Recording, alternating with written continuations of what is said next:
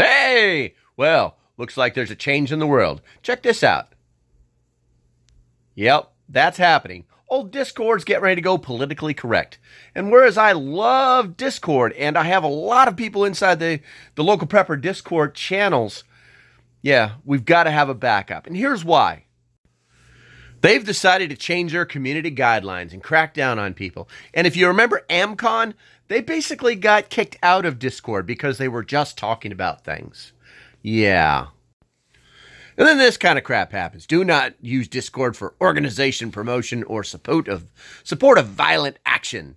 Yeah, this sounds like insurrection bullshit to me.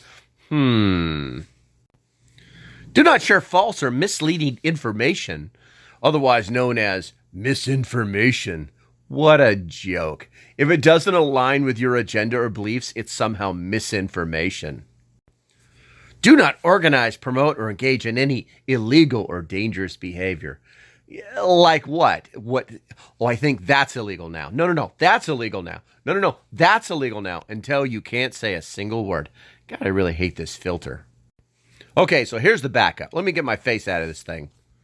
The reality is that there are alternatives. I have a backup wire chat that is based in Sweden. The feds can't even touch it. The FBI had to use their own warrant system just to get into it for a single account one time. It's never been breached, and it's encrypted end to end.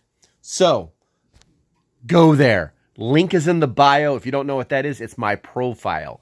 Go to my webpage. That's the link. Find the Wire app. Make it. Send me a friend request. I'll let you in. And we can keep going when Discord decides to get stupid. All right, guys. Until next time, stay safe. Oh my God, this thing makes my hair look awful. Stay safe. Have a great day, and I'll see you when I see you. Bye-bye.